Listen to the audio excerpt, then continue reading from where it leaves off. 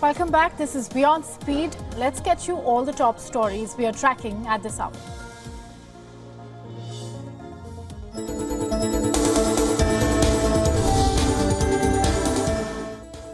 The Israeli Defense Forces say that it has uncovered the largest ever Hamas tunnel in the Gaza Strip so far. And the tunnel is located a few hundred meters from the Arab's border crossing with Israel. IDF says that the tunnel ran down diagonally to a depth of 50 meters, while it also expands to a spacious 10 feet in height and width, wide enough for vehicles to pass through. The chief military spokesperson Daniel Haggerty has put the full length of the tunnel at 4 kilometers. And according to the IDF, the tunnel has several branches and junctions, along with plumbing, electricity and communication lines. Now, in some parts of the tunnel, troops found blast doors, which the IDF said were intended to prevent Israeli troops from entering.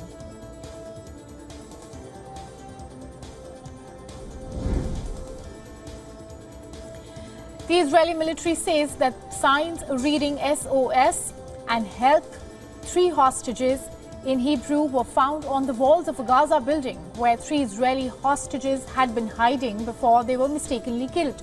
Now, the military distributed photographs of the white cloth signs written in red, likely with leftover food. Military spokesperson Daniel Haggerty said that they were hung on a building about 200 meters from where the hostages were shot on Friday. Now, the hostages were all males and were in their mid and late 20s, and the military said that the hostages had raised white flags and were shirtless when shot. A probe has been launched, and Israel's military chief told troops inside Gaza not to repeat that mistake.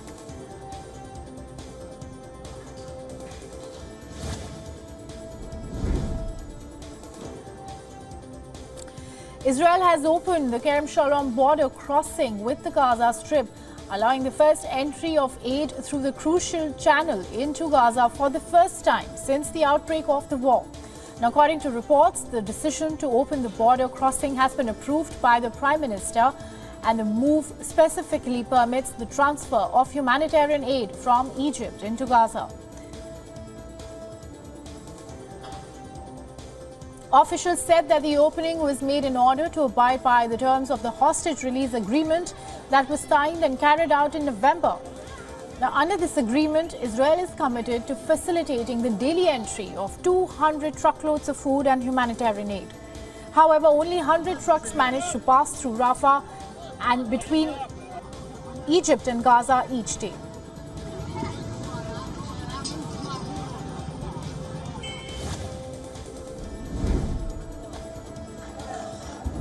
At least 1 girl has been killed in an explosion which struck the Mubarak hospital in the city of Khan Yunis, and several others have been injured in the blast, while Israel continues to strike positions in Khan Yunis after Palestinians from northern Gaza fled there in early weeks of the conflict.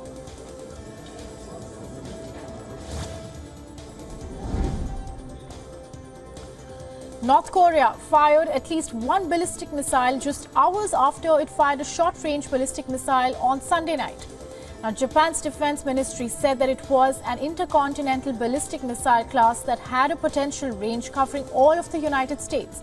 And South Korea's military said that the launch of the ballistic missile in early hours of Monday was immediately detected, tracked and monitored. And the information was closely shared between the United States and Japan.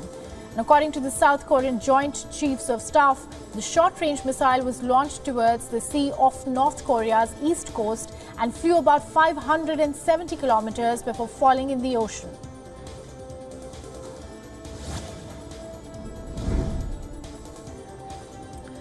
South Korea's defense ministry has said that the trilateral missile information sharing system with Japan and the US is in the final verification stage. And this development comes right after North Korea fired a short-range ballistic missile on Sunday night. Now, the 3 countries said that real-time missile information sharing system would become operational this month. And the planned system is expected to enable the 3 nations to detect and track projectiles fired by North Korea more swiftly and accurately.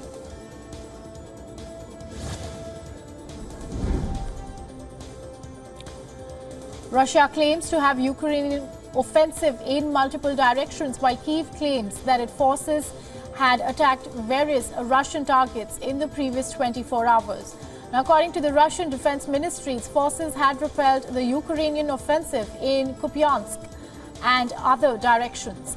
Now, the Russian military also claims to have destroyed 4 tanks, 6 armored vehicles, 8 artillery pieces, 4 howitzers and a US-made artillery radar station of the Ukrainian army. On the other hand, Ukraine's national news agency claims to have conducted an overnight attack in the airbase in Russia's Rostov region with drones on Sunday.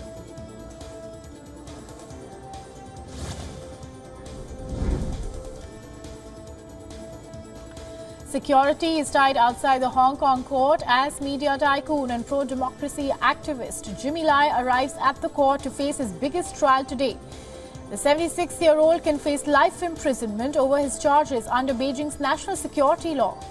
And the police bus carrying Jimmy Lai could be seen entering the court premises, and the trial will begin shortly.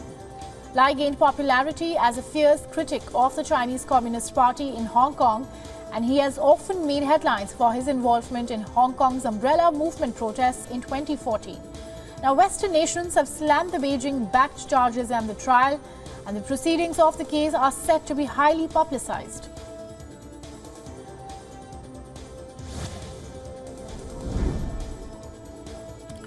Former US President and Republican presidential candidate Donald Trump has doubled down on his pledge to be tough on immigration. And speaking at a rally in Nevada, he promised the largest deportation operation in American history. And this comes a day after Trump said that undocumented immigrants were poisoning the blood of our country. Now, he made the remarks on Saturday while addressing a rally in New Hampshire, and Trump has been railing against a record number of migrants attempting to cross the US border illegally. Now, the White House has now condemned Trump for using what it described as fascist-like rhetoric. Now, Trump leads his rivals for the Republican nomination by nearly 50 percentage points in national opinion polls.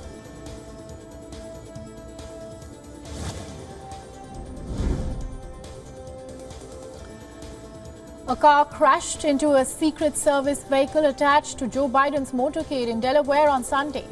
And the collision occurred as Biden and the First Lady left an event with campaign staff, and both of them were unharmed.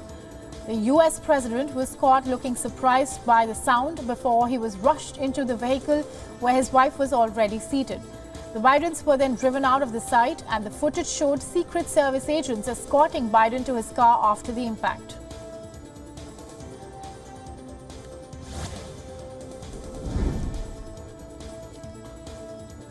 Republican presidential candidate Vivek Ramaswamy has pledged to pardon all peaceful protesters that took part in the events of January 6th attack on the US Capitol in 2021.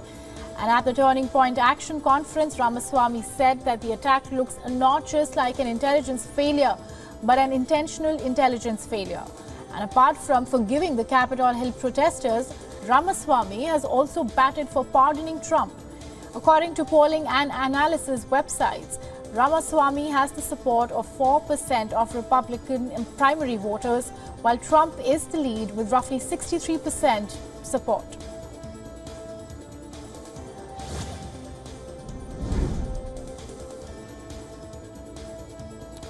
Serbia's opposition center-left alliance has accused the ruling party of election fraud. It has said that it would complain to the State Election Commission after initial results for the country's snap poll came in. The president declared victory in the snap parliamentary election on Sunday, and pollsters had projected the ruling Serbian Progressive Party was on track to easily win the polls. Now, Serbia has a single nationwide constituency, which means that citizens cast direct votes for seats in the nation's central 250-seat parliament.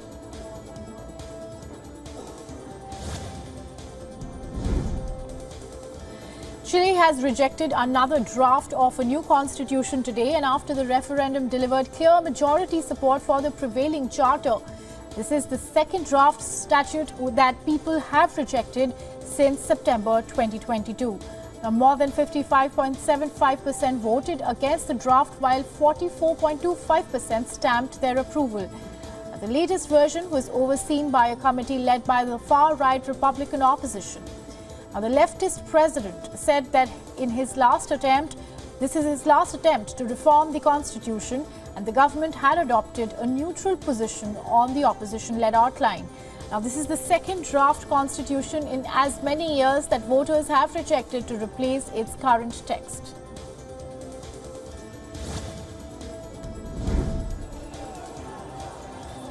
Thousands gathered in Lubumbashi in the Democratic Republic of Congo to attend the presidential candidate Moise Katumbi's final rally.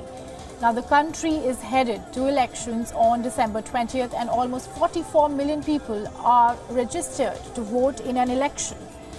Now, the election will determine whether incumbent president will remain in office after his first term characterized by economic hardships and insecurity.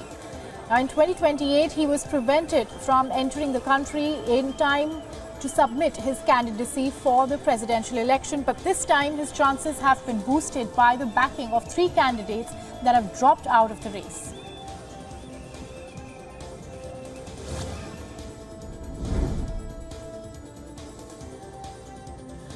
About 8 million Chad residents voted on whether the country should adopt a new constitution, and the military authorities had called the vote as a vital stepping stone to next year's elections. And the proposed constitution would establish autonomous communities with local assemblies and councils. However, the opposition says that the vote is just a farce for the military leadership to hold on to power, and the army had suspended the constitution after the death of the president and dissolved the parliament. Now, decades of instability and economic mismanagement have hampered the development in the oil-producing Central African country. Nearly 40% of its population depend on humanitarian aid.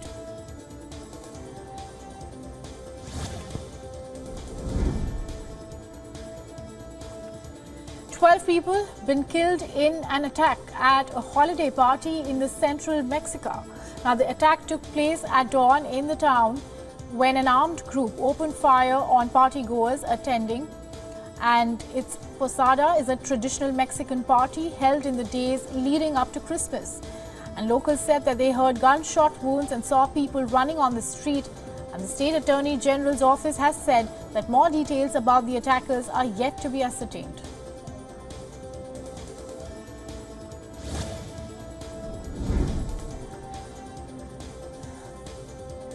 A powerful storm packing heavy rain and fierce winds killed at least 16 people in Argentina and in the neighboring country of Uruguay. Storm packing winds clocked up to 150 kilometers per hour. According to local media, a woman died early Sunday after being struck by a falling tree branch in the town.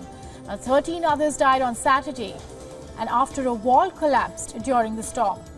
Now, the storm's powerful winds also downed trees and lampposts across the capital city of Buenos Aires.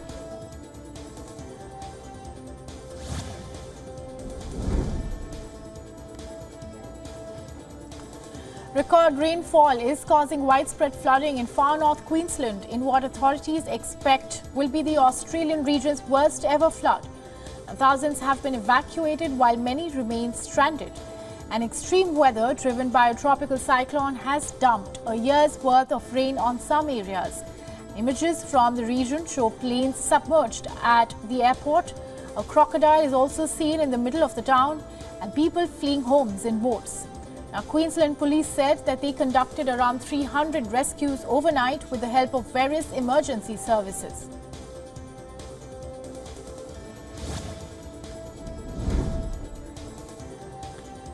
Cities across eastern US are preparing for a major storm system that is set to bring torrential rains, high winds and severe thunderstorms.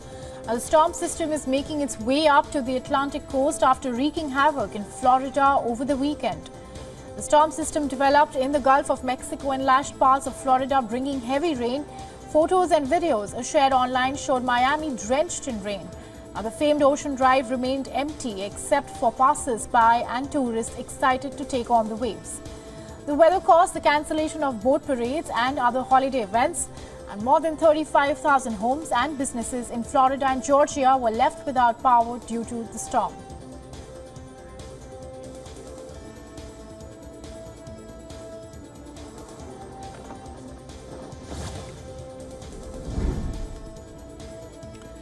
Schools in Beijing reopened after last week's cold snap hit large parts of China. Severity of cold weather reduced despite warning for the next 24-hour. Temperatures are not likely to drop further in Beijing.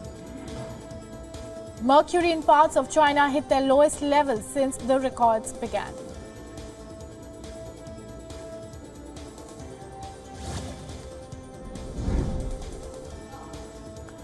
Extremely heavy rains unleashed floods across 4 districts of southern Tamil Nadu. Normal life has been disrupted in Tirunelveli, Tuticorin, Tenkasi and Kanyakumari districts. One person has died in the Tuticorin district, and Tamil Nadu has asked the Air Force for help in the rescue missions and airdropping of food.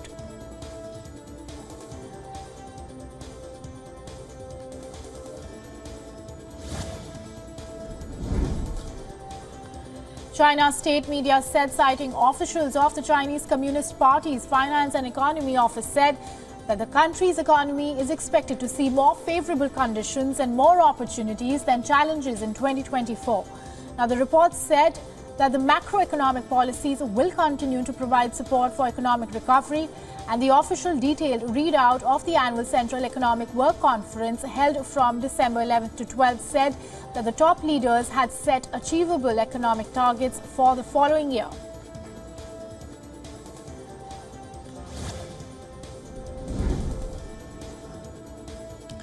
Hong Kong's luxury retailers are adapting to fewer wealthy Chinese shoppers visiting the city and a shift towards tourists flocking to Instagram-coveted spots in trendy districts rather than splashing out on pricey branded gear. Before the pandemic, the Chinese Special Administrative Region had bucked global trends of declining demand for multi-brand department stores and ultra-luxury brands, largely due to its attractiveness to high-spending mainland visitors.